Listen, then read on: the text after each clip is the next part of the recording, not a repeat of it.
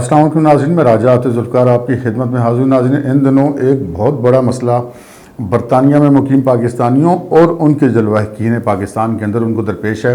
वो पाकिस्तान पर आयद सफरी पाबंदियों के हवाले से, कोविड-19 के हवाले से है। पाकिस्तान को उन्होंने अभी तक रेड लिस्ट में रखा हुआ है, जबकि पाकिस्तान से बहुत ज़्यादा बड़ा डाटा भारत का है, जहाँ पर कोविड-19 ने बहुत ज़्यादा तबाही मचा रखी है। उनका जो है वो नाम रेड लिस्ट से निकाल दिया गया है भारत का, लेकिन पाकिस्तान का नहीं निकाला गया। ये असल में हुआ क्या है, ये कैसे हुआ है और क्या होना चाहिए जो नहीं हो रहा, इस पर आज हम आपको कुछ मालूमात फराहम करने की कोशिश करेंगे।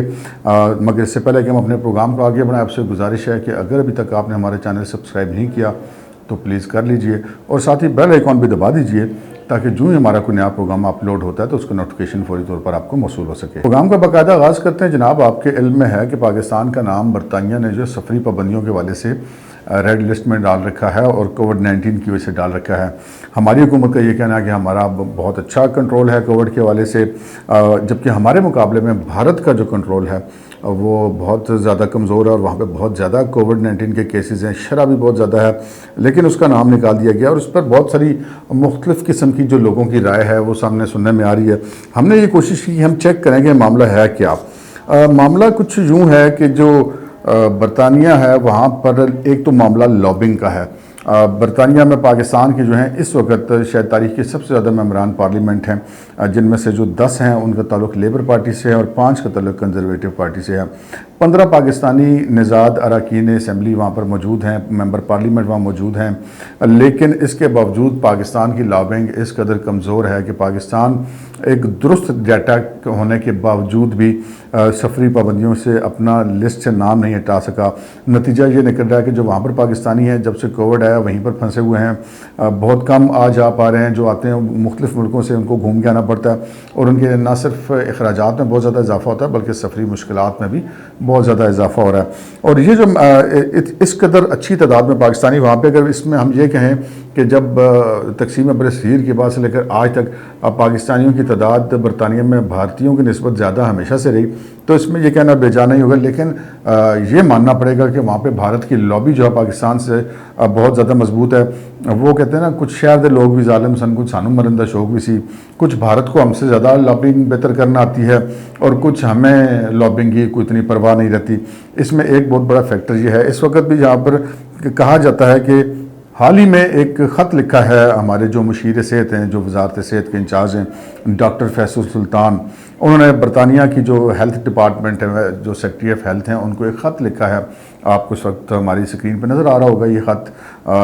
ये इसमें उन्होंने एक कोशिश की है, एक एफ़र्ट की है कि बरतानिया को हकीकत हाल से आगाह किया जाए और उसको कहा जाए कि ये आप जो कर रहे हैं ये दुरुस्त नहीं है और हमारा असल में ये डाटा है।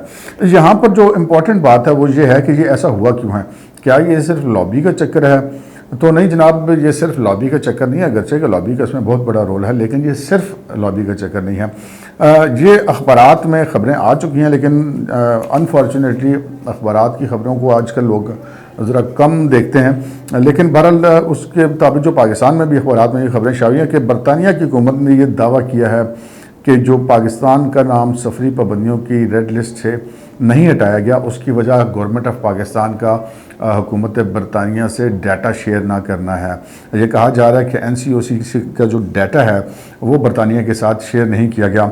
अब भारत का डाटा उनके साथ शेयर किया गया, अगरचे कि वहाँ पे परसेंटेज ज़्यादा थी, लेकिन चूँकि ऑफिशियली एक डाटा शेयर किया गया है तो उन्होंने उसको ऑन किया है और उनके ख्याल में उतनी जो परसेंटेज है उनको कोई फ़र्क नहीं पड़ता, उन्होंने उनका नाम रेड लिस्ट से निकाल दिया। पाकिस्तान का नाम रेड लिस्ट में मौजूद है शरह कम होने के बावजूद, इसलिए कि हमारा ऑफिशियल डाटा उनके साथ शेयर नहीं किया गया।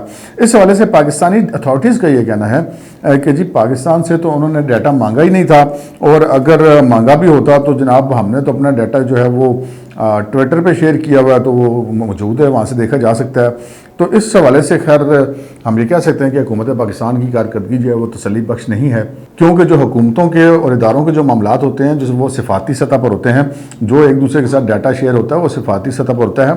ट्विटर के ज़रिए सिफारतकारी भी नहीं होती और डाटा भी शेयर नहीं होते। सो यहाँ पर यह पाकिस्तान का एक बहुत बड़ी कमज़ोरी है। अब ज़रूरत इस बात की है कि ये चेक किया जाए کہ NCOC جیسا منظم ادارہ جس کی سربراہی اسد عمر کر رہے ہیں جو وزیر منصوبہ بندی ہیں، ان کی طرف سے یہ ڈیٹا کیوں نہیں شیئر کیا گیا؟ اگر انہوں نے نہیں بھی مانگا تھا تب بھی ان کو از خود ہی وہاں پر بھیج دینا چاہیے تھا۔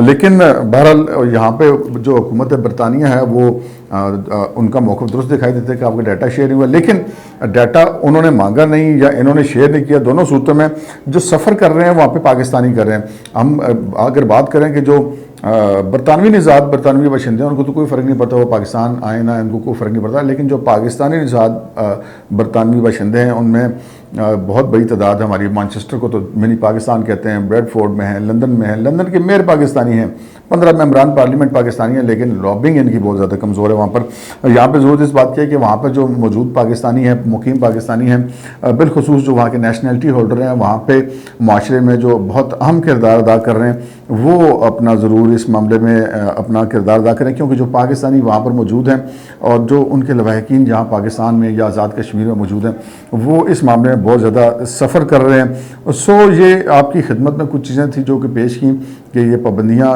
کیوں نہیں ہٹ سکیں، بھارت نے کیا کیا، پاکستان نے کیا کیا، برطانیہ نے کیا کیا۔